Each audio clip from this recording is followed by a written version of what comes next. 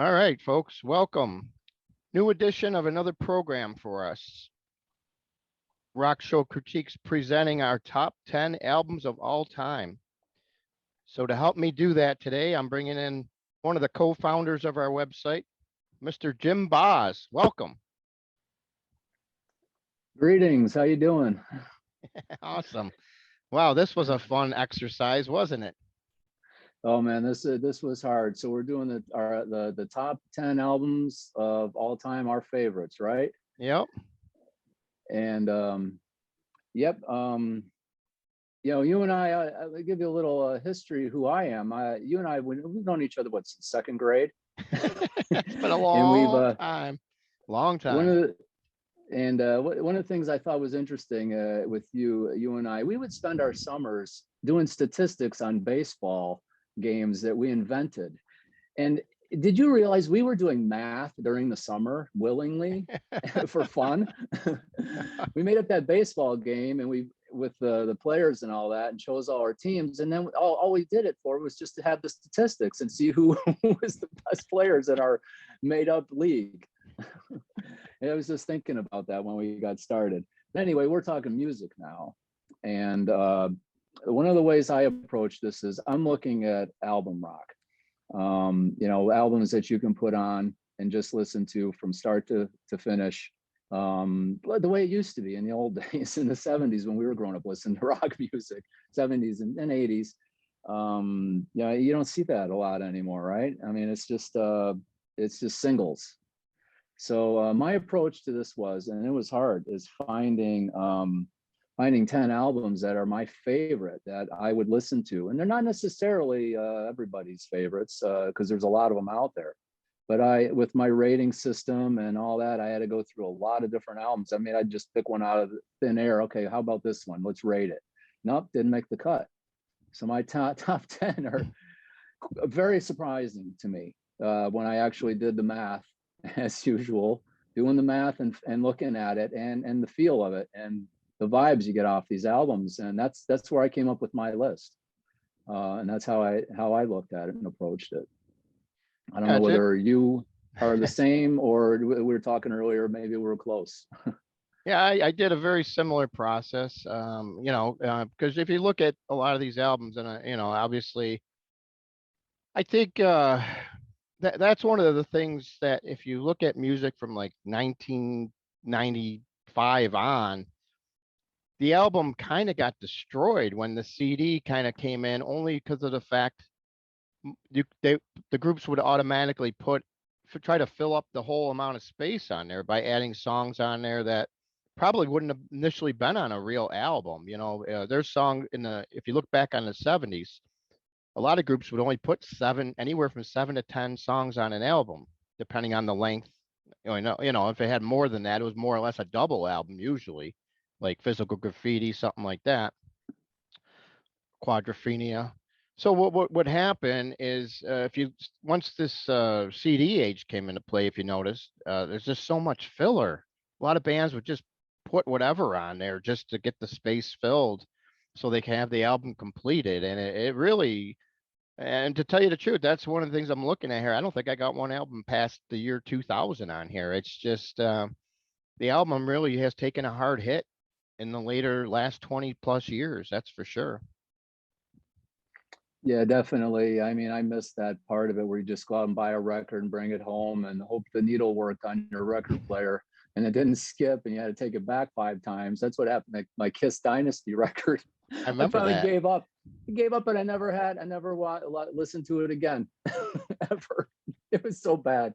It was okay, but it was the quality of the vinyl record.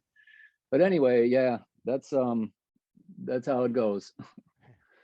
All right, so we're gonna start getting into it here. Not gonna bore anybody else with any other stories here or anything, because we got a lot to talk about here. These albums, there's a reason why they're our favorite top 10, and there's a lot to talk about here. So, without further ado, go ahead and list your number 10 here.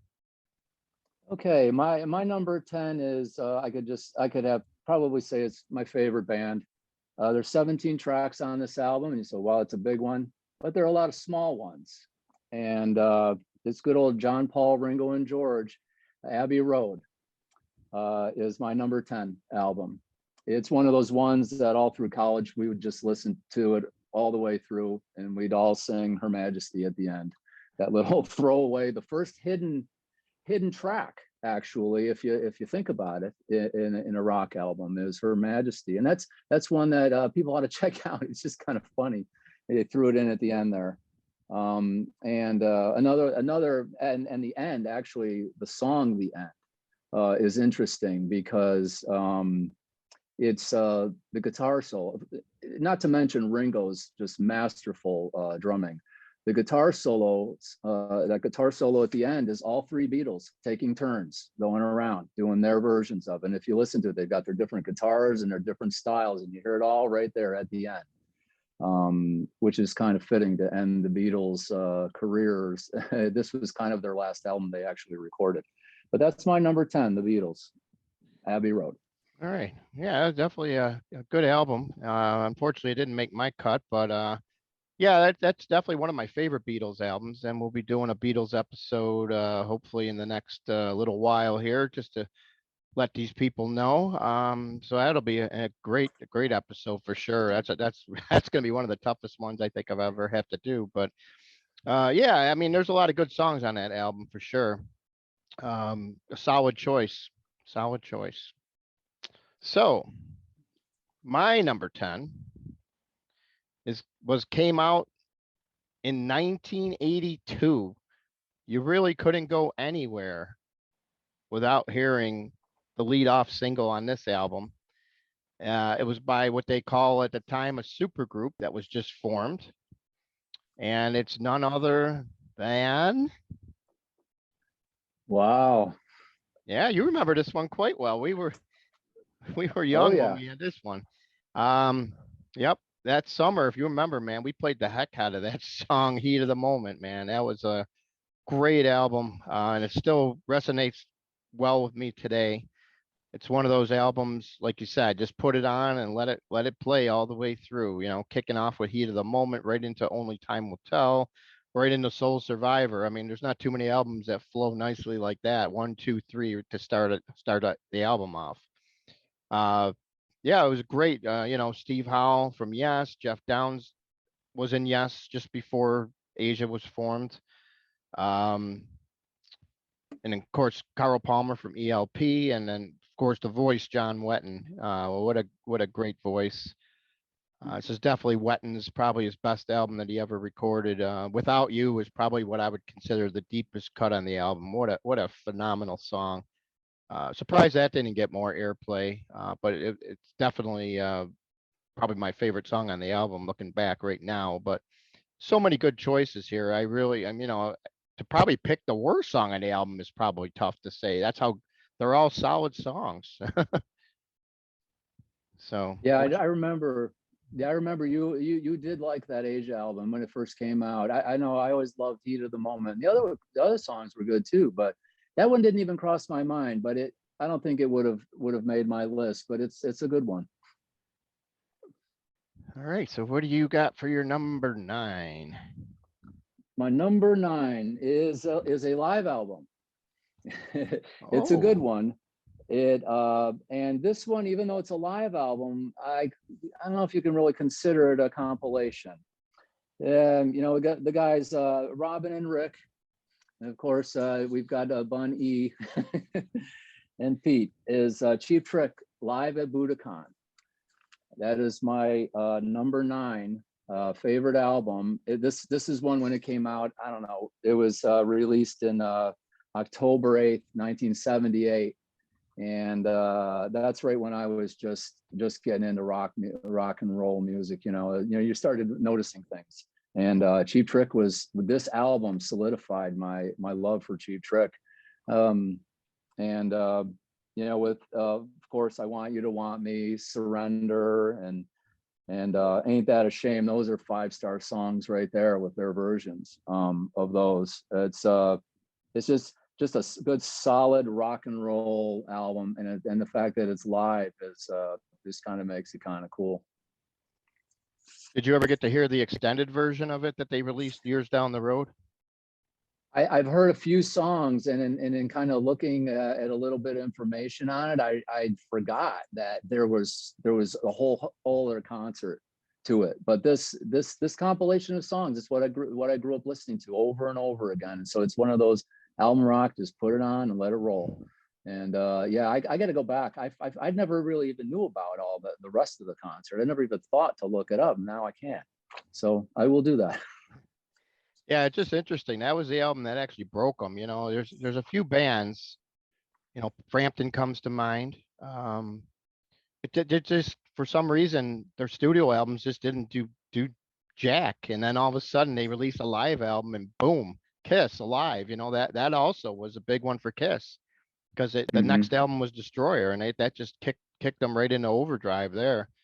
It's just amazing how sometimes a live album will do that to a band that really wasn't really getting the notoriety they should have for their studio albums. Because Cheap Trick, in reality, that Heaven Tonight album is what a great album that is, and it just is weird how that album should have broke them in reality, but it took a live album released a couple years later to finally put them on the map.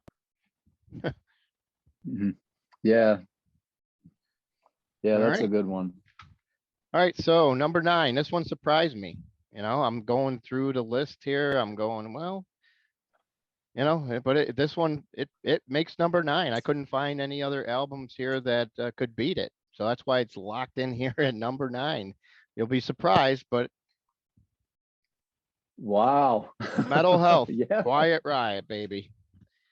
What a solid album. You know, it's just amazing. This album came out obviously 1983, and first heavy metal album to ever hit number 1. And on the strength of Come On Feel the Noise, the Slade cover, as well as Metal Health, the song Bang Your Head. Those are those two songs really propelled the album into the number 1 slot there. And it's interesting that this album, and I didn't even realize this right now, but it's actually at 6 times platinum. So I mean, wow, that's a phenomenal. You know, that knocks off a Yeah. lot of albums that you know, that were probably more famous than that one. A lot of people have gone back over the years and bought this one that maybe weren't around back from when Quiet Riot had their heyday. You know, unfortunately, you know, this was their high point of their career because it was all downhill from there, basically. You know, and then of course once Kevin DeBro passed on in 2007, you know, that kind of took care of everything with the band. So, but you know that this is the one that's always gonna get people to remember this band. Great album and just solid number 9 for me. Yeah, I remember when that came out, but I think I missed the bus on that one. I think it was too much. I saw too many young kids going around singing "Come On, Feel the Noise." And I'm like, what the heck? I liked them, but I never listened to the whole album. I just heard the hits on the radio. It's just something I didn't really buy into. I gotta go back and listen to that one. All right, so now let's see what we got for number 8 for you there. Okay, my number 8. This is one that it's just from the album art to the innovative guitars, and it's a short one too. I mean, it's only 37 minutes and 8 songs. But my number 8 song is these boys, the other boys from Boston, the group Boston, and the album Boston is I mean, probably one of the greatest rock songs ever written is More Than a Feeling. And that More Than a Feeling, we've got Foreplay and Long Time and Something About You. I mean, these are just great songs. And I had a friend who thought that was their greatest hits album because he would always say, "Oh, where's Boston's greatest hits? Let's play that." And I said, "That's just the first album," and which was the best. But it's just one of those ones you can't deny. It belongs on the list. I'm just so surprised it's down at number 8. And that's one of my shockers, because whenever I think of, okay, what's the greatest rock song, a song about a rock song, is on the radio, it's More Than a Feeling, and that's why I picked. That's why this has had to be on there. Yeah, this Boston, album, Boston. yep. This album definitely, you're right. It almost feels like it's a greatest hits album in a way because of all the songs and the heavy rotation it got on the radio with all those songs. Even a song like "Let Me Take You Home Tonight," we even got some good airplay, which was a solid Yep. song. "Smokin'," I used to love that song. That song rocked. That was their hardest song. They would really crank that one out. Um, yeah, Boston. That they have never topped that album, but they made some solid releases. I think Third Stage was a good album. I wasn't too big of a fan of Don't Look Back, but I think they were really that was a hard one. You make that first album and then your second album, you just knew there's no way they're gonna even come close to that first one. It was just that much of a landmark album. Yeah, it really was tough to top, but they had got a lot of legal issues, so they took their time with the third one, and by the time it finally came out, it kind of put them back on the map. They did a big tour, Third Stage tour back in like '87, and they throughout the years they tour here and there. They haven't toured in a while, but I would assume we probably get one more good Boston tour probably before it's all said and done. Yeah, that'd be cool. All right, so my number 8 is a band that comes from Los Angeles, California. They're actually going to be out on tour this summer in a big stadium tour, and that's none other than Motley Oh yeah. Crue. Shout at the Devil. Solid album, beginning to end. It just kicking off with that in the beginning where rips right into Shout at the Devil. That's a good intro. I used to always like these small, short intros that lead into a powerful song like that. It really gives it more meaning, gives it that more powerful punch. Looks That Kill, that was like the main first song we heard on the radio up here. And then what gems like Too Young to Fall in Love, Red Hot, just great songs. And their cover of their Beatles Helter Skelter has nothing to sneeze at. They did a phenomenal job on that one as well. Yeah, I remember that. Now that you mention, and now I remember that Helter Skelter song. Yeah, they still played it live over the years. I think back when last time they actually played, well, they played Darien Lake in '06, and they actually played it on that tour. It's pretty cool. Yeah, it's like one of those things. It's like I never got into Motley Crue until later, like in the '90s. I don't know why I missed it in high school. I don't know. Maybe it was just trying to acclimate to the hot weather down here. I don't know. It was just that was that '83 when Yep. that came out. Yeah. Yeah. It's like the Yeah, I just moved fall. down Yep. here. Fall of Yeah. '83. So that's my number 8. That takes us to number 7. The album should keep getting better, I'm guessing here. Oh, this is a classic. I kind of had an idea that this one was going to be on there. It was one of the first ones I looked at and actually sat down, put the pencil to it, and said, "Oh yeah, this one so far is going to be the number 1 album." And it wasn't. There were some ones that snuck up behind, surprisingly. But another of probably maybe this is the greatest rock song ever written. The title of this song was the guy who wrote it. Took part of the name from his spiritual guru, and then the other part from a cutting edge technical musician. One guy named Baba and the other guy named Riley, and he threw the O in there for good measure, and that's Pete Townsend and the Who. And Who's Next is the next number 7 album. Of course, Bob O'Reilly, so great. Getting in Tune. Oh man, that's just a awesome song. I mean, as I just went down, all of these, the only one I could say I could do without is My Wife, and that was sort of they threw a bone to John Entwistle, and that was his song he did. But just classic. Behind Blue Eyes. Love Ain't for Keeping. If you actually listen to the lyrics, that's an interesting one.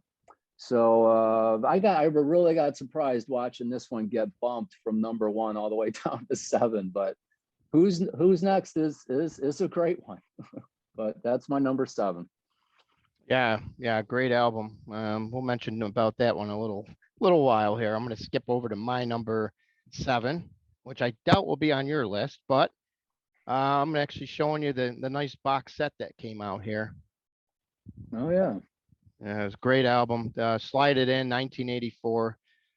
I remember one of my friends got the CD or the cassette, obviously because CDs weren't out back then. Sorry, cassette, and it's like, he was playing it everywhere he went, and pretty soon everybody, all of the friends, liked that album so much, everybody bought a copy, and it's like, I don't know, it's never left my my player. I've always played this album for years and years. I could play it till I die and not get sick of it, and that's why it's on the list because it's that good.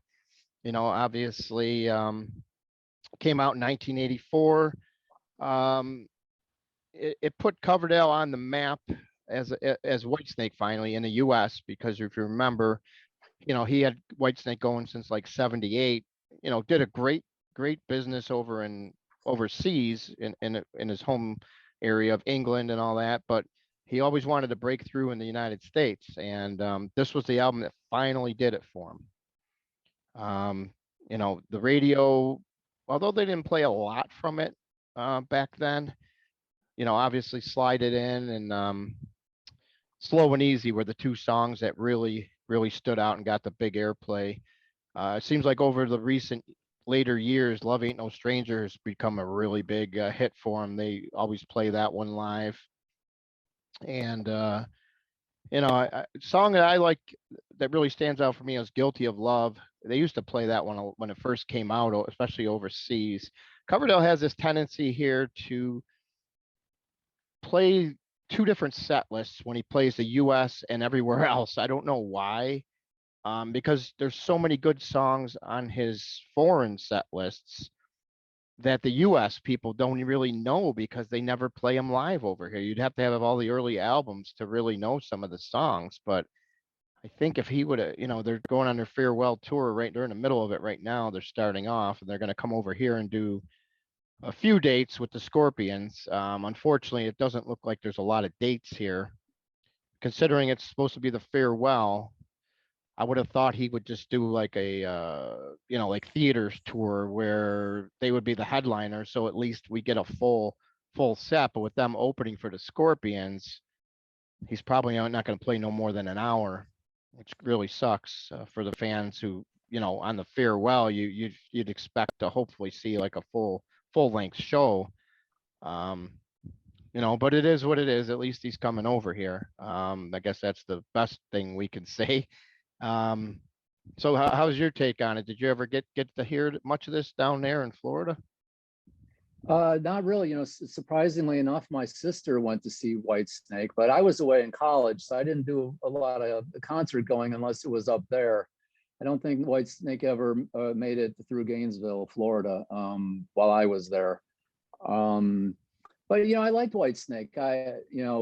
Here I Go Again and all that. I mean, I was aware of it, but it was just there were other things in college that were sort of taking my attention away from that new stuff in the scene, and I didn't catch a lot of that, like that, Poison and groups like that. I didn't catch on to those until the '90s, actually, until I got out of school. I was stuck in the classic rock in that era, the late '80s. But nonetheless, some of the good songs that Whitesnake's put out, I just never went in that direction too much. All right, so now we're going down here. We got number 6 coming up here. Yeah, and this is confusing for me because I don't have a number 6. I don't have a number 5. I've got 3 number 4s that are all tied. I don't know how this happened, and it just happened. But the numbers don't lie, and they are so similar. You couldn't do a tiebreaker at all? I could, and well, I'm gonna kind of, I can't. Let's all call them all number 4, but for the sake of a top 10, this is my least favorite of the 3 that are tied. Okay. It's one that of this group, you may be surprised that I chose this album, but it was just one of those ones that I owned and I wore it out. I literally wore it out. And then I think it had cracked. I listened to it so much on that little $15 record player I had. This band was the album, the very first album I ever bought was this band. It's a strange one, but this one my sister got me for my 11th birthday, and it's Gene, Paul, Peter, and Chris, Ace, whoever the names are, Kiss, and Love Gun is my number 6, tied with the other two we'll talk about in a moment here. It's just from the opening, I Stole Your Love, Christine 16, Shock Me. This is a great song. I just loved that when I was a kid. Love Gun. Remember the album? I don't know if you remember the album had all these tattoos in it. I don't know if you ever got the album. They had a love gun in it. It was one of those poppers that we used to fold with paper. Remember that? It was the love gun, and you'd whack on it and it would make a popper sound. And I don't know where that went. The tattoos, I think, maybe ended up on the wall or something. But yeah, they gave you lots of merchandise along with it. But yeah, that's my number 6, along with the tie here. Kiss, Love Gun. All right. Well, my number 6 is definitely one that many might not be aware of, and hopefully by me mentioning it, maybe it'll turn some people onto it. But for those not familiar with this band, they had a different singer when they first started out, their first 4 albums, and then they got a new singer, and this singer came in and recorded this album with them. So we're talking Season's End by Marillion. Unbelievable. My brother used to be this big Marillion fan even back in the day, so he loved them from the get-go with Fish, who was the original singer. And then he got this album when it came out, and basically by him playing it a lot, it grew on me. And then they came to Buffalo on this tour and played the old Sinbad's outdoor stage, and man, still ranks probably as one of my top concerts ever. What a great show. This singer definitely fit right in. Steve Hogarth, they also affectionately known as H. He's been with the band now ever since he took over from Fish 1989, and the band's still going strong, putting out new music. But this album, beginning to end, every song's solid.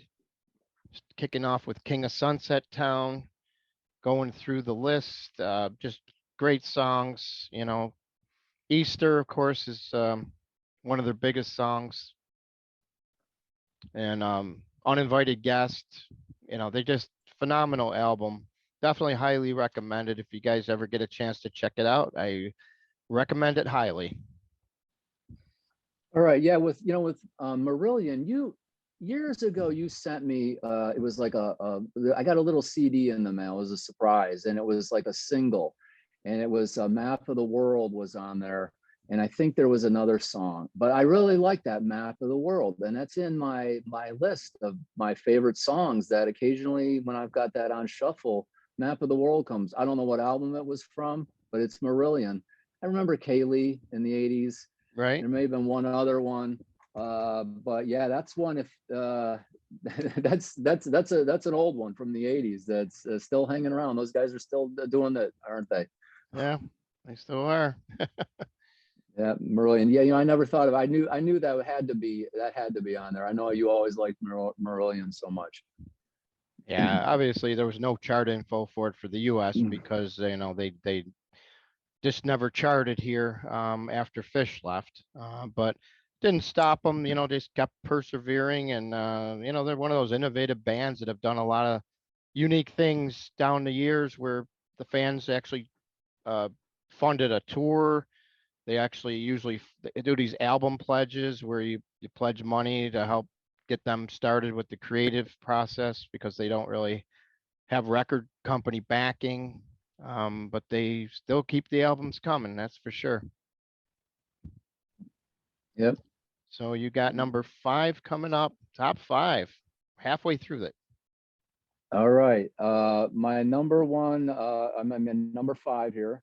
In the 3 that are tied is just one of the best. I mean, when I listen to this, I haven't listened to it actually all the way through in a long time, and it stands up. It's just got some great rock, rock songs in here, and let's just go right to it. Van Halen 2. Starting out with no good, even though it's a cover. I love this version. Dancing Night Away's got probably one of, if not my favorite song, number 2 of all time. I just something about that song. It's just whenever I hear it, I got to stop and go around the block and hear it again. And especially since Eddie's died. I think the week after he died, I listened to it every day after work. I just had to put it on. But Beautiful Girls, it ends up, with that one. Great one. Very short album, 31 minutes and 36 seconds, 10 songs, but they're all good ones. Bottoms Up. It's just like typical, just a classic Van Halen. It's one you can't deny. It's a good one. Yeah, that one, Van Halen 2, probably somewhere in the middle of my pack. If I rank the Van Halen albums, I would say, not sure why, because I remember now that you mentioned some of these songs, I'm going, wow, yeah, Beautiful Girls and You're No Good. There's a lot of good songs on the album. You're right. But for some reason, I guess maybe I'm more partial to maybe some of the other Van Halen albums. But yeah, that Van Halen's going to be a nice one to do. We're going to fire them up. That should definitely please a lot of people for sure. Oh yeah. Mm-hmm. All right. So that was your number 5 part of your trilogy there, which lands in the middle of that trilogy. So then we'll find out what the 4th one is shortly. This album surprised me. For some reason, I never would have thought I'd have an album by this group in my top 10 albums of all time. And when you say the name, you're thinking of probably Ozzy, but this album is not with Ozzy on it. We got Black Sabbath. Yes, I got a Black Sabbath album on my top 10 of all time.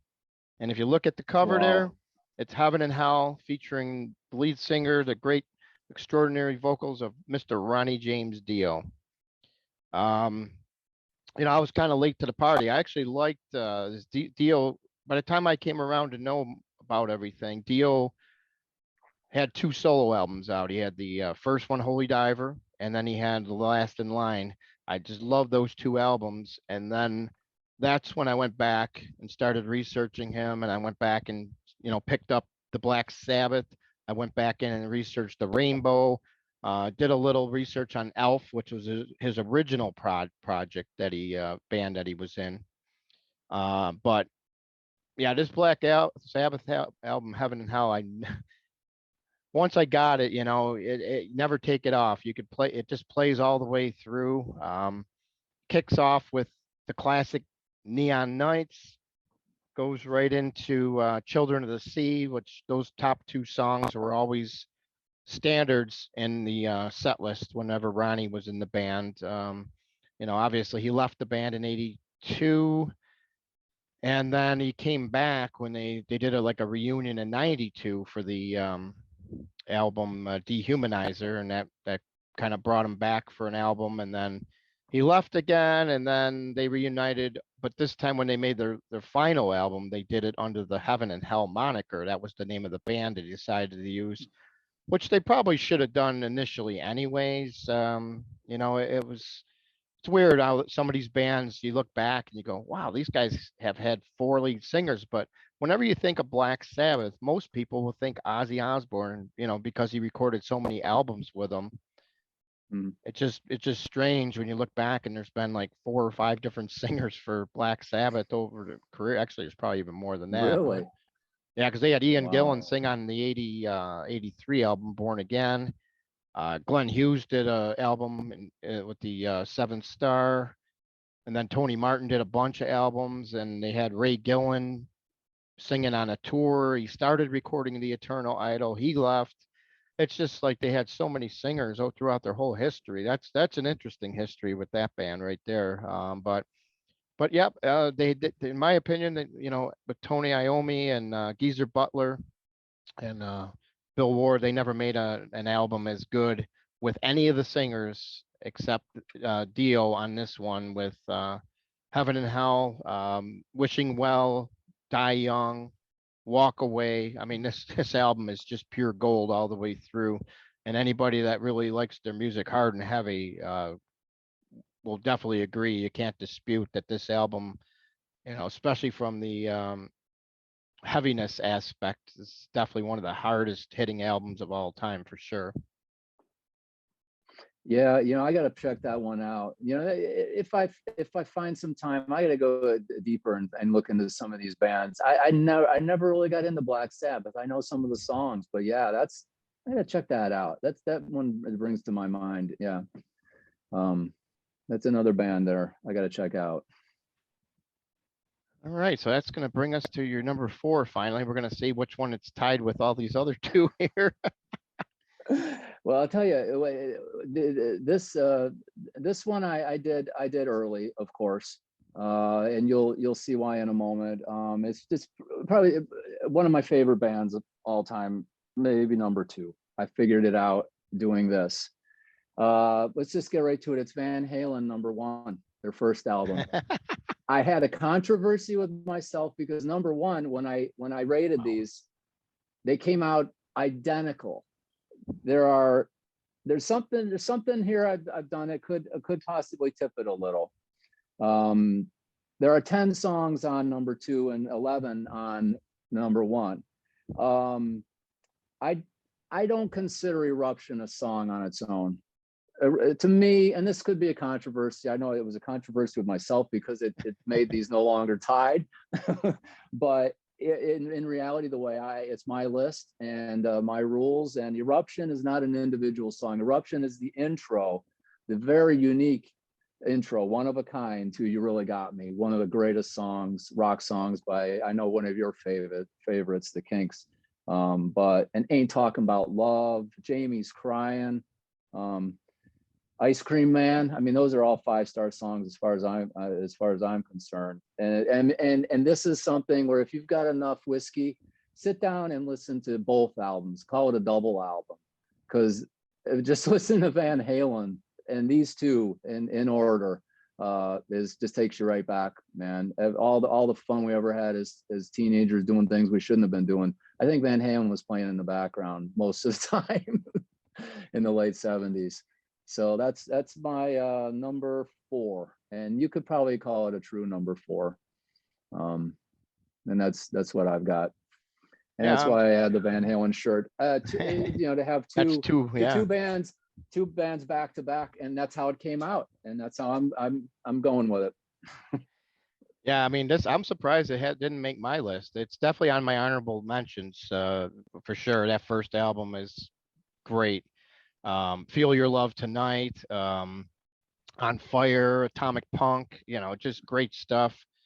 That it seems like over the course of years, it just the songs that you don't hear as much sound even better than they did back then. And you do every now and then you'll hear some of them on the radio once in a while nowadays, as opposed to in the past.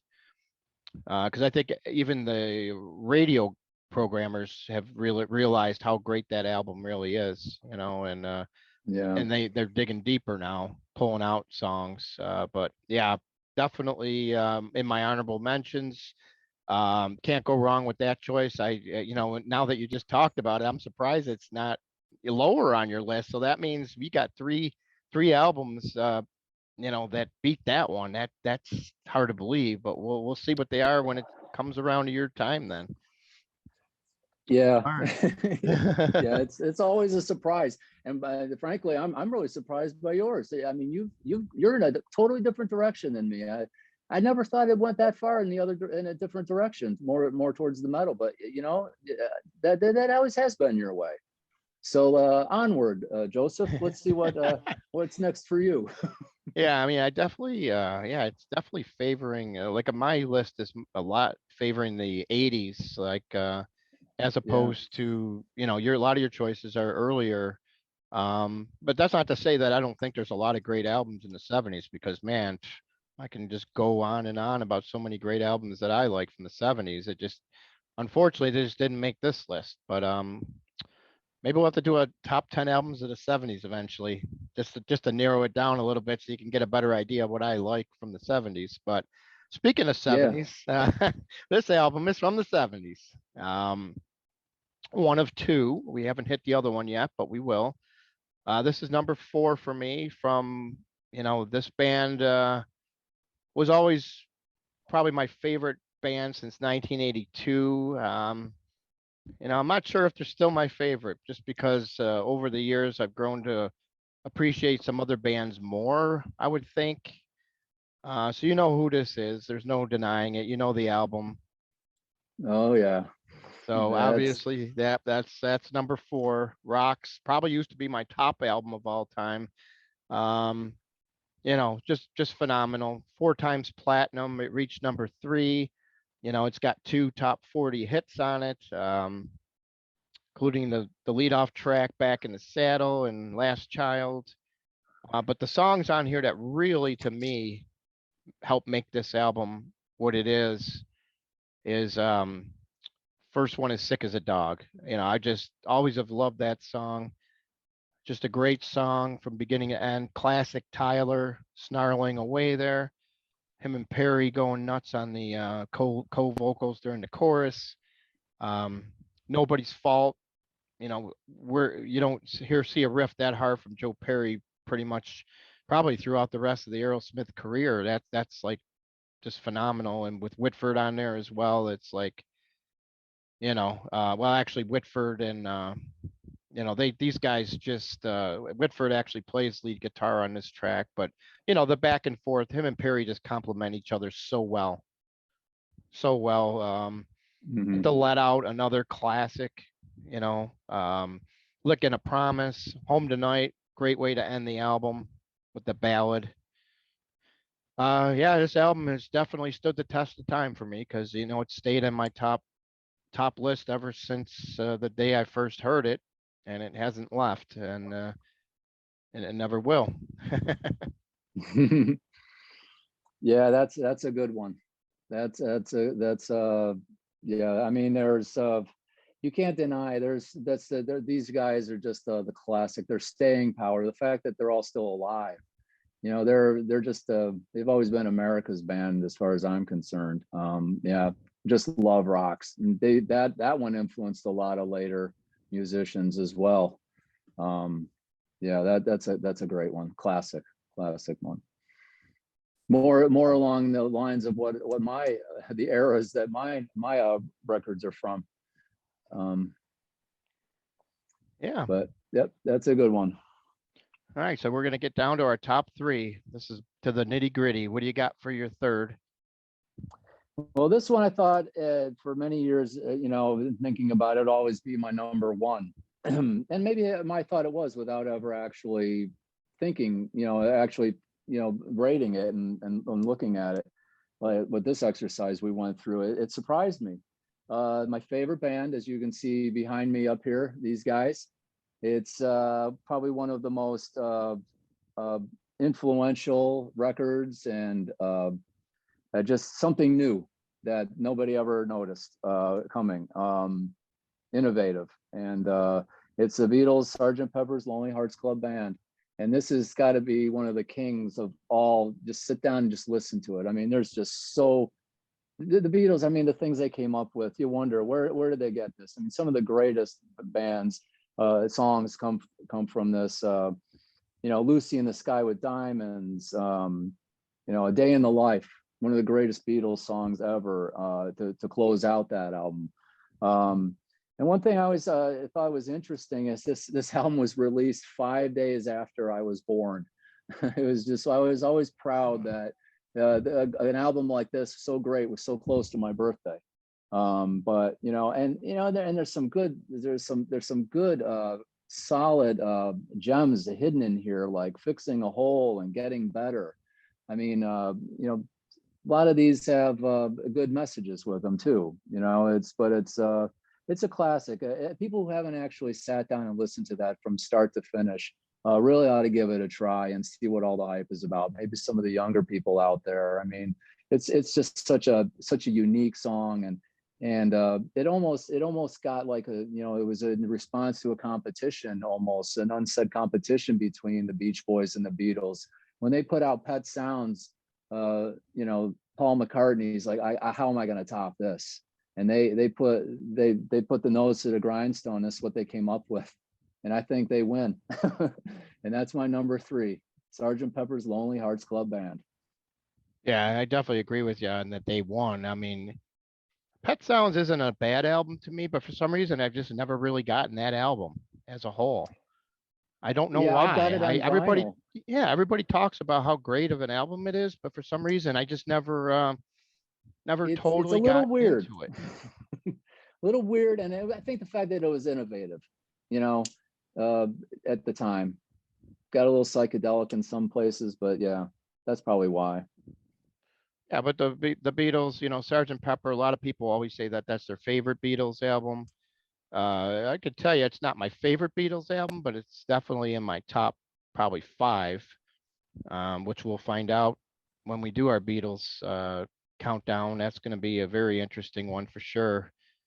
Hmm. But yeah, Sgt. Pepper, you know, that was came out the year I was born as well. So obviously, you know, you tend to really like stuff that came out around the time you were born for some reason, you know, and it's weird because I don't know how soon you actually heard. I remember my parents had the album, so on vinyl. So I mean, I'm not sure when I actually first heard it, but you know, it's always stood out. You know, it's always stood out for what it is. And like you said, probably the first song I ever heard off of it was Lucy.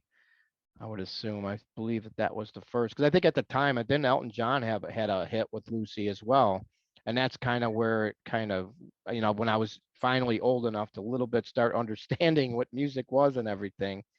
I think that was like Hey, 73, was it? Somewhere um, somewhere around there. I think Elton was had the hit. the was that at all involved with the movie? Not Because sure. sadly enough, my introduction to Sgt. Pepper's Lonely Hearts Club Band was that movie with Peter Frampton and the Bee Gees. Have you seen it? And Aerosmith. Yeah, and Aerosmith, you have a look on your face like, I don't know what you're talking about, or maybe you want to forget No, it. Maybe you I tried to remember, forget that but movie. most Oh, people it had always, yeah, they call that like the worst movie ever made, some people, but it wasn't the worst movie, but it was a chance to see Aerosmith doing come together.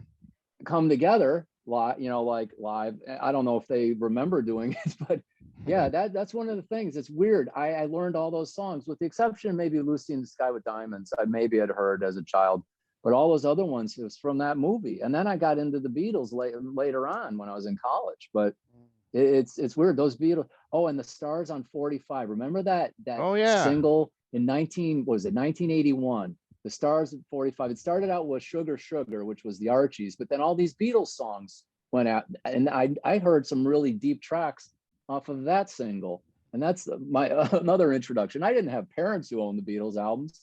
I just figured it out myself. You know, you got lucky. I had to figure it out later by some strange ways, but that's my favorite band. Yeah. All right. So the Beatles, number 3, Sergeant Pepper. All right. Well, I'm going back to the 80s here. Hope you don't mind. Okay, that's where you live. 1987. It was 3 years later where Mr. Coverdale came back into play and made probably is what we're calling his greatest album ever. You know, a lot of setbacks during the time frame of making this album, vocal issues and personnel problems where they had to do a lot of things here. But you know, what an album he recorded with the self-titled Whitesnake 1987, highest selling album on my list here, 8 times platinum, very close to diamond status. Um, Reached all the way as high as number 2 on the charts, and you know, has, in my opinion, you know, if somebody were to ask me what is the greatest song in the world, what is your favorite song in the world, there's no doubt I always go back to Still of the Night. Nothing, in my opinion, has ever topped that song. I've never gotten bored with it. I don't consider it a copycat song or anything in that remain. This is just the best song that's ever been recorded. That Sykes guitar on there, unbelievable. John Sykes. Coverdale's vocals, phenomenal. Best song ever on what is my favorite Whitesnake album, my top third album. You're looking at Bad Boys, another classic that they've opened many a show with over the years. And of course, their lone number one song, Here I Go Again. When I first bought this cassette back in 1987, I'm in my room with my brother and I'm going, listen to this song. This song is going to be a big hit. This is way before, this was when the album first came out. This song was not released as a single yet. And I said, watch, this song is going to be big. And sure enough, Here I Go Again, top the charts. I picked it out of just like that. I said that, and there it was. Maybe I should have been an A&R guy. I think I missed my calling here. But, Is This Love, another great song that was actually written for Tina Turner. She didn't want it. Coverdale said, all right, well, I'll just record it myself, and reached all the way up to number 2. So, I mean, you have a number 1 song, a number 2 song on the same album. Not too many people in the history of music can say that. Some artists do have like a couple albums that have like a couple number 1s on it, but to have a number 1 and a number 2, that's unbelievable. Give Me All Your Love Tonight, another classic that is still played in concert today. Not a throwaway track on the album. Every song just solid all the way through. It's one of those albums that you never would get sick of. It's the best Whitesnake album and my number 3 album of all time here. Yeah, that is a good one. And I sort of missed the bus when Whitesnake went through town. It was just like I said, my sister got to see him, but I was busy with college and learning about classic rock and the Beatles up there. But yeah, that's a good one. And I'm surprised it's so high, but that's your taste. I'm seeing here. Yeah, you're consistent. I think another thing that kind of really, and this is the last point I'll make about the album. I mean, me and my brother and a friend of mine went to see Whitesnake opening for Motley Crue for this tour. It was back in 1987. They played here in Buffalo. So it was Motley Crue headlining the Girls, Girls, Girls tour with Whitesnake as the opener. And man, what a mismatch. I mean, even the paper said Whitesnake blows Motley Crue off the stage. Crue wasn't even in the same league. I mean, I think that that tour kind of woke Motley Crue up and said, hey, we just got our asses handed to us. No doubt. Because every review I've read about that tour mentions how great Whitesnake was. And then the Motley Crue, I think Motley Crue shot himself in the foot by they only played 14 songs. At the time back in those days, most bands would play anywhere from 15 to 18. So they only played 14 songs, and they played like on the encore, they played like a bunch of covers, and some of them they didn't even record. I think they did Jailhouse Rock, which was on the Girls, Girls, Girls album, but they mixed in a couple other covers during that, making like a medley. And man, that was so dumb. And I think that's what kind of took it away from that show and just made Whitesnake just stand out. Because Coverdale, man, he just hit him right from the beginning and just never let go as they ended with Still of the Night. Man, that just you see that and you go, wow, you don't see an opener kick ass like that. And just it's like, oh man, we just seen something great here. Let's go, we're done. There's no way Motley Crue's going to top that. And sure enough, they didn't.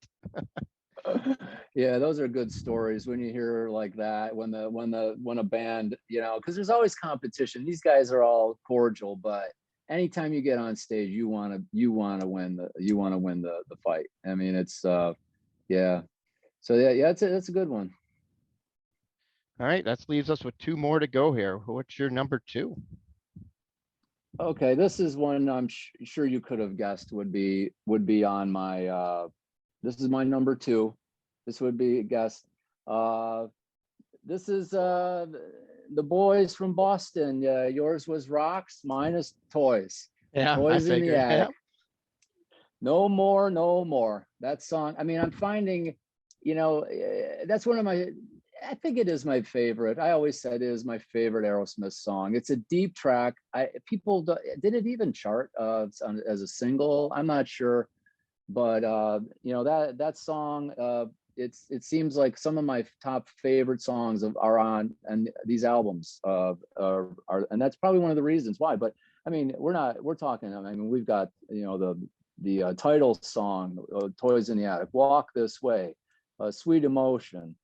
And to finish off, "You See Me Crying," just a beautiful ballad which I heard Steven Tyler didn't even recognize in his years back in those years when they were doing Draw the Line. He had heard that song. He's like, who's did this one? Well, isn't that the story it goes? He's like, he didn't even remember it was one of his songs. Yeah, he was with one of his guys there, and then they were playing that album, and that song came on, and then he goes, "Man, this is a great song. Oh, we should record this." And then he found out that he actually did record it, and he just didn't remember. Yeah, and the weird thing about this song is they did a tour back in '09 with ZZ Top. They were supposed to do the whole Toys in the Attic album in its entirety. And the tour got cut short because he fell off the stage and hurt himself in maybe, I think it was about 11 dates in. So luckily, I was able to see him on that tour just before. I think it was like a week later, he fell off the stage and hurt himself, and then they had to cancel the rest of the tour. But they played the whole album in its entirety except for "You See Me Crying," which sucked, because that was one of the main reasons why I wanted to see that tour, just to finally see that one live, because they never had sung that one live. So oddly enough, they went to Jones Beach. Obviously that's like right near their stomping grounds all the years where they're from. And they actually Liv Tyler, his daughter, wanted to hear it. So since they did practice it in the rehearsals for the tour, he sang it, and that was the only one. It's on YouTube. You can find it. Just type "You See Me Crying" Yeah, I've live. seen it. Yeah, it's the only Exactly. time they've ever played it live. But in my opinion, it sounds great. I just wish that they would have done it again. It's just a shame, but at least we got one live version of it. I guess we can be thankful for that.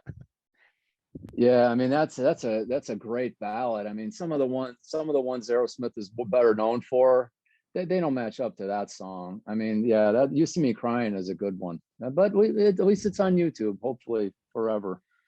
Yeah, so actually on this album, oddly enough, there was that, obviously that song they only played once live ever. "Round and Round" was a rare live play, but I got to see that, and "Adam's Apple." They played that here and there throughout the years, but "Uncle Salty" they never really did. So it was cool that I got to see like the rare tracks like "Uncle Salty" and at least "Rounded Round," which are songs, because they've always played like "Toys in the Attic" and "Walk This Way," "Big 10 Inch," Yeah. "Sweet Emotion," and like you said, "No More, No More." So the cool thing about that was we actually got to see Aerosmith together back in what was that, '06, I believe.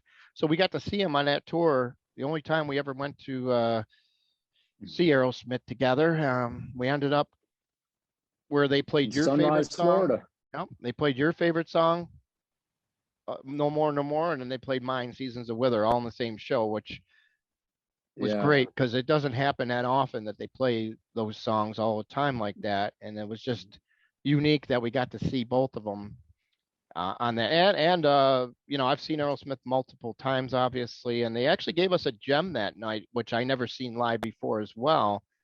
They actually played "Milk Cow Blues" out of nowhere. They hadn't played that one in a while, in years Really? actually. And if you remember, they pulled that one out of the old set list there, and they yanked it in and they cranked it. That was awesome hearing that one. I completely forgot about that one. Yeah. Yeah, that was an interesting show Yeah, to say the least. from our vantage point. Yes. All Yeah, but right. we did it, man. That's diehard fans do things like that, wait for tickets and then to get behind the stage. Yeah, this one is definitely on my honorable mention, obviously. I'd say it was just a smidge, just missed it by this much. You know what I mean? A real small, short thing there. So unfortunately, it just missed it, or it probably would have been somewhere, right around in my top 8, 9, or 10 somewhere. All right. So anything else you need to add about that one? Toys, nope. All That right. was my number two. Yep. What's your number two? My number two was somewhere on your list, obviously. So we're going, who's next? Oh yeah, it had to be. Yeah. Oh yeah. There's no doubt about it. This album, look, my number two. There's only one album that tops it. And We'll find out. this album is just pure gold. I mean, I would say it's got two of the greatest songs that are probably two of the most underrated songs of all time. In The Song Is Over and Getting in Tune. Those are just two songs that the band, even over the years, they played Getting in Tune here and there, and Roger did it solo a little bit, but for some reason they just never really played them a lot in a regular Who show. A tour here and there maybe in the early 2000s, but not sure why. I would have liked to have seen them do the whole album, at one point, and they never got around to doing that. But obviously they do play like Bob O'Reilly. They do play going Behind Blue Eyes and Won't Get Fooled Again almost every show, so you get a good mix from it. Interestingly enough, a song that for some reason Pete never wants to do is Going Mobile. I'm not sure why. What a great song that is. Oh yeah, I mean, you listen to the lyrics and everything. It's like hmm I was never one for lyrics, but I was when I did this and the Who's Next. I was listening to the lyrics, and boy, that's a whole story there. It's Yeah. just anti whatever he was against. But yeah, that's a great song. I didn't even realize. But it's Yeah, it's on Who's Next. That's a great album. yeah, and the cool thing about that song was at least Roger did a solo tour up here. He played the Falls View a couple years back, and he's using basically the touring band of the Who. The only one that really wasn't there was Pete, I believe, and the drummer Zach Starkey, which is obviously Ringo's son. Those two were the only ones that weren't there. All the rest of the regular touring guys were there. So what they did was they played Going Mobile and they let Simon Townsend, Pete's brother, do it. Man, so it was cool because they look Really? similar and they sound similar. So it was almost like seeing Pete do it in a way. So just to be able to see it live though was such a treat. I really enjoyed seeing that part. That was a highlight of that show for sure. Not sure why these guys don't like playing The Song Is Over or Getting in Tune as much. I mean, those are just phenomenal songs that they're not worn out by any means, and they just it's weird how they just don't play them. I don't know what they got against them. Um, Bargain, that's another one that gets some play there. Bargain. But My Wife, you had mentioned you thought was like the weakest track on the album, but I actually like that song a lot. That was Entwistle.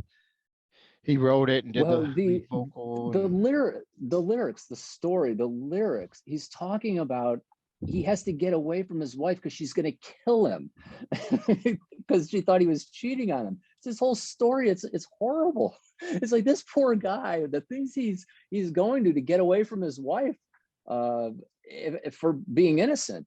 If you got people, everybody put that song on and just listen to the lyrics. It's kind of comical. One of the greatest bass players of all time, but that song there, that's telling a story. Something was going on there. Something scary. yeah. So, but oddly enough, you know what surprises me the most about this album is that it's only been certified 3 times platinum. I mean, almost everybody that I Really? know has this album. I just don't understand how could it only be 3 times platinum unless they just never recertified it because you figure an album this great. Definitely, you figure there's got to be at least 10 million copies of this album alone in the U.S. You would think. I It can't has to be believe something. I can't believe it's only 3 times been certified 3 times platinum. It made number four. Usually albums that make the top 10 back in the day, and it's been out since 1971. So you're talking 41 years, right? Yeah. 51 51. years. So how this album has not sold 10 million is probably just a wrong figure. I would have to say if it It hasn't has. sold 10 million, it's got to be close. It's got to be Oh, close. yeah, no doubt. I mean, it's just classic. I mean, if you ask anybody older than us, ask them what's the greatest rock album, they'll say Who's Nest. next, it's like, it's got to be. Yeah, maybe not. We'll see. There's still some people out there, but yeah, it's just great. And what's one thing I remember, you were down visiting me here in Florida, and we were at a pizza place, and you went to the jukebox and you played Getting in Tune. And every time I hear that song, who plays Getting in Tune on the jukebox? Joe Suto does. That's who, down in Florida. And that, every time I hear that song to this day, I think of you choosing it on the jukebox. And that's why it's one of my favorite songs by The Who. Because it's like, I knew the song, but I never really actually sit and listen to the whole thing. And in a pizza place, that's what you do. That's the first time I ever heard Jack and Diane in a Pizza Hut on our way down to Florida, moving down here in 1982. Oh, wow. Yeah. And and a lot of it has to do with these songs. And when you're looking at these, a lot of it has to do with emotion. I mean, these are some great songs, no doubt, but they mean something emotionally. And that's, a lot of this is quality of the song, but also what emotion does it bring up to you? And that's one of the greatest parts of music. As well as memories too. Has. The memories of memories, everything. yeah. Because you remember what you were doing at the time when you first heard it, or like you said, you remember me picking it. I'm surprised it was even on the jukebox. It must have been like, they must have had like the whole album on there or something. Some of those jukeboxes did back in the day, where you could play the whole album, because that was never, I don't believe that was ever released as a single. So I would kind of doubt that it would have been, a single. Especially back when we did that. That was like 1990 something. All right, so so The Who's next. A great album, a great nod to a great album for sure. So that brings us down to our number one. Yeah, we both had it on our list. That's probably the only one, I'm guessing. Yeah. We'll see. What's your number one? What do you got? Drum roll. I'm pretty sure you don't have this one. I'm very surprised. This has always been, I had this cassette when I was young, really young. But it's in my lifetime here. It's not one of those songs. No, Sean Cassidy singing that Ian Hunter song. I can't even think of the name. Once bitten. Once been, twice shy. No, not that one. No, this one's crazy. This is a crazy one. He didn't do very many albums. This album has 7 songs on it. But it's a classic. You put it on, you listen to the whole thing. Little bit out there, I'd say sometimes, but this is a good one. It's one of the most famous songs. The backup singer, the lady was on a TV show called Night Court. The artist, single artist here, his real name is Marvin Lee Aday. And he's better known as Meatloaf. That's what I thought. Bad Outta Hell. Bad Outta Hell is my number one album rock song to listen to. I love every song on here. Some of them are a little crazy. I mean, they're out there. They're long. I mean, this one clocks in at 46 minutes and 25 seconds with only 7 songs. So you're getting your money's worth, even though there's only 7 songs. And there's a lot of song in there. Bad Outta Hell, the opening track. It's just like it's like he just came from hell, and he is a bat out of hell coming down here with this album. It's crazy, and it's Jim Steinman is writing it, but it couldn't have been done without Meatloaf's lyric, the vocals. He took the words right out of my mouth. 2 out of 3 ain't bad. I mean, these are 5-star songs. Paradise by the Dashboard Light. That's always fun. You go to a wedding when that one plays, if the DJ is good enough. It's like all revved up, no place to go. Heaven Can Wait, just a beautiful ballad. And then the epic For Crying Out Loud. That's a deep track there. People got to check that one out if it's a long song. But For Crying Out Loud is just it's epic. It builds, and it's a good song to end it with. And it's really a surprise, but I've always loved it. And I can't believe it beat out Kiss, The Who, Boston, the Beatles, but actually to sit down and listen to a record. And one of the things I have to say about this, all these songs are so close. we're talking about hundredths of a point in my rating system. That a lot of these were, a couple hundredths of a point they were separated by. I mean, I could have had a 5 or 6 way tie in all these songs, but yeah, Be Love Bat Out of Hell, that ended up on the top. I don't know how, but I'm standing by that one, and that is my favorite one. Everybody give it a listen. You'll enjoy it. What do you think? Yeah. Well, who produced that album? Do you know offhand? I know. I mean, Jim Steinman had a lot to do with it. I'm not really sure. Oh, come on, think. Are you looking it up? Was it Jack Douglas? No. Another famous guy who's Are you known knowing it or for you're asking me? he's known for his producer. I know who it is. He's Todd producing cat. Rundgren? There you go. Really, Todd Rundgren. Yeah, Yep. I somewhere in the memory banks that was there. Yeah, Todd Rundgren. That's interesting. Yeah. That's coming back to me. It's Yep. yeah, it's a one of a kind, and that's on my top.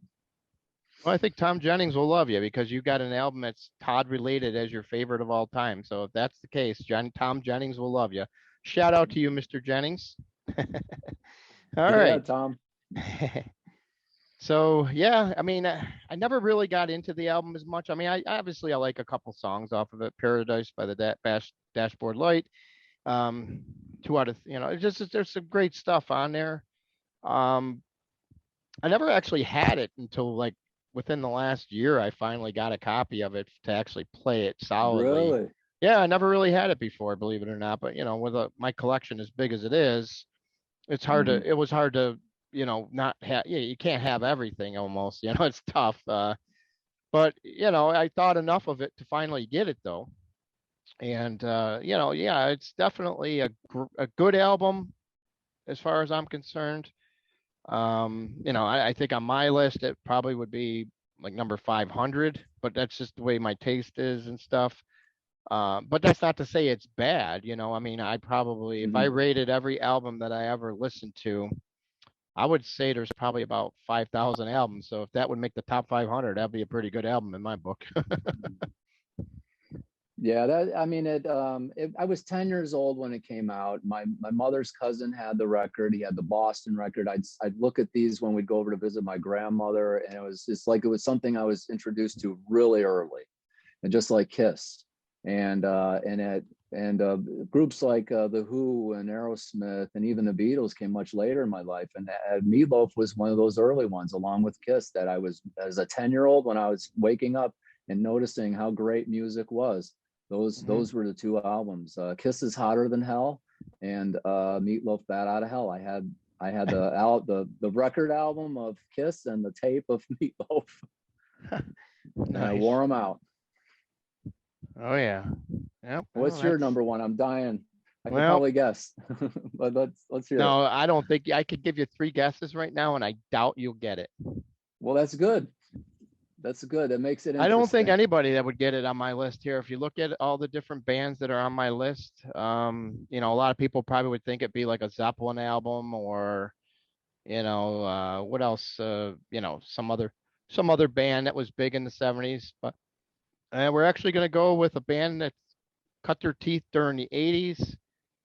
And when this album first came out, it took a while for people to really dig into it, get their teeth into it, and that's and I attribute this album for me when I first heard it.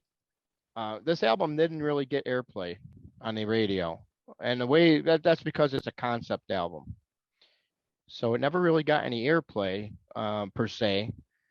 But seeing them live, is where I think this really got me on this album. It really started because what they did was they played this album live on one of their following tours. It wasn't even for this album because they were only like on an opener for this album. But when they got to headline their first headline tour, they played this album in its entirety. And that's pretty much when the record broke. It took a long time for it to really sink in. And I think their album that they came out with in 1990, that was the one that helped propel this album, but I think playing it live the way they did in concert was where it really people got to see it live and they understood the album and saw where it was coming from with all the visuals they used and everything. So we're talking none other than the greatest concept album, in my opinion, of all time, Operation Mindcrime. Queensryche, I could put this album on beginning to end and just play it over and over and over. It never gets old for me. A lot of people wouldn't understand it, because like I said, it doesn't really have a lot of hits on it. It's not that type of an album. It's one of those albums where you basically got to listen to as a whole. Um, so for me, this album, when I first got it, like I said, it never really, it sat there. I liked it. But pretty much me like the others. I think once you got to see this live on the Empire tour was where you really began to appreciate this album. And then throughout the years, obviously, before Tate left, they did this album in its entirety over the course of, quite a few tours, just because of many fans were always requesting it. It was just that good. And then obviously they wrote the sequel, Operation Mindcrime 2, which they really shouldn't have done that. I think that really didn't help it out any. But I think maybe it made people appreciate the original one even more so, because the other one wasn't nowhere near the lived up hype, although it did, I think, because they did sell it under the Operation Mindcrime 2. It was one of their better selling albums in the later catalog years. But totally different thing. It tells a story, and it's just great music. It's a good mix of hard hitting music, and then there's like a ballad, like there's a lot of some slower songs on there, like the one, you look at it and you're looking at the album, Sweet Sister Mary. That's like a nice epic. Has its slow parts, and then it kicks in. Uh, Then you got something as heavy as The Needle Lies, which is one of their hardest rocking songs that they ever made. And then there's like classics like I Don't Believe in Love, Eyes of a Stranger, the title cut, Operation Mindcrime. Those are songs even the remaining Queensryche band, they still play a lot of those live like that because of how good they are. Eyes of a Stranger probably is the most known song on this album, I would say. It's what they used to end their set with a lot of times. I'm not sure if you're familiar with any of these songs. No, no, it's one of the buses I missed. Yeah, you missed this one. Yep. But I would definitely give Eyes of a Stranger a listen. You probably did hear it somewhere before. It's one of those songs that stands out. A lot of people would know that song at least. I'd say out of any of the songs on the album, that would be the one most people would know. If you're just a casual fan, or obviously you probably know their more popular songs like Jet City Woman and uh, Mhm. Silent Lucidity, because those songs got a lot of airplay from the Empire album, which was their most commercial album, biggest seller. But this album, I think it went double platinum. No, just platinum right now. I'm sure that's over double platinum by now. I kind of find it hard to believe how that wouldn't be double platinum, because I know it took a while for it to become platinum. It was one of those albums where, and you see this from some bands, the bands will have an album come out, good album, but it just, for some reason, it just didn't really perform, like some people had hoped. Then the band makes another album that kind of puts everything over the top. The album clicks in, it sells big, and then it helps previously recorded albums, because then people tend to go back and, hey, what else do these guys got? And then that helped get this album over the top. But I would say after that, they still had to sell at least another million of this one. I would call it a double platinum for sure. Another album that comes to mind is Mario Speedwagon. The High Infidelity was a big seller for them. And then so what Oh yeah. happened was they would go release that one, and then people would go back to the catalog and find other albums that they did that they missed. And then all of a sudden, you'll see some, like, you can't tune a piano, but you can tune a fish. That one would, with roll the changes on it, that one would end up being a lot bigger seller because of the fact that people went back and bought more back from the back part of the catalog. You see that with some bands, which is good because, some of those albums should have been platinum to begin with, or higher sales. And then for whatever reason, it just took a little longer to reach that point, really. Mm-hmm. Yeah, I'll have to I'm gonna listen to that one either tonight or tomorrow, because I can. It's like, it's so great you can access music if you hear something. I'm gonna try to give that a listen. But I know you've always been a big Queensryche fan, and I'm not surprised it is on your top of your albums here. But a deep one though, nonetheless. It's not really one of the more popular ones like Empire. Right. But yeah, I Right. definitely need to check that, because there's so many bands out there, and I can't get them all. And boy, you've covered quite some unique ones, and they're favorites. Mine are. I mean, a lot of people know these bands, but it's interesting. It's like, wow, I didn't know. I forgot how good these really were until you actually start ranking them. I mean, you want to just to give you some of the early ones that I had that got bumped off the list. Mm-hmm. The Jimi Hendrix Experience, his debut album, considered that changed a lot of things in rock music. Was Jimi Hendrix. Another one that I really like is sounds crazy. It really kind of doesn't even go. It's probably the only one that is of mine that made it in the 80s was U2, the Joshua Tree. That's a honorable mention, so to speak. That almost made it, and it got bumped. As I started to look at the ones like Boston, the obvious ones. But yeah, early ones. I was trying to go deep, and I was going a little bit too deep. But yeah, there's some good ones out there still. AC/DC, Back in Black, Led Zeppelin 4. Those are some ones that just didn't make the list, but they're up there. Yeah. Same for me. There was, I figured I would have had a Zeppelin album on here. I'm kind of shocked I don't. I know. I'm really surprised Yeah. you didn't have Zeppelin on your list at all. But this has been a surprising exercise for sure. Yeah, some of the albums that I was looking at, obviously Led Zeppelin 4, like you said. Also, Physical Graffiti is one for some reason, I always thought it was one of my favorite albums of all time, but I guess it's definitely close. It's just not the top 10. Van Halen, like I mentioned earlier, Van Halen's debut. Ozzy Osbourne, Diary of a Madman, another one that came very close to making the edge here. That album was one. How can we remember back in the day? Remember that song Tonight, man. We used to play the heck out of that one, and it wasn't really that much of a hit. I know. I like that part. Back when I was played the piano, I figured that that opening piano part, is yeah. That's. I'm surprised Ozzy wasn't on your list either. I'm all with Black Sabbath, but that wasn't really Wasn't Ozzy. with him, yeah.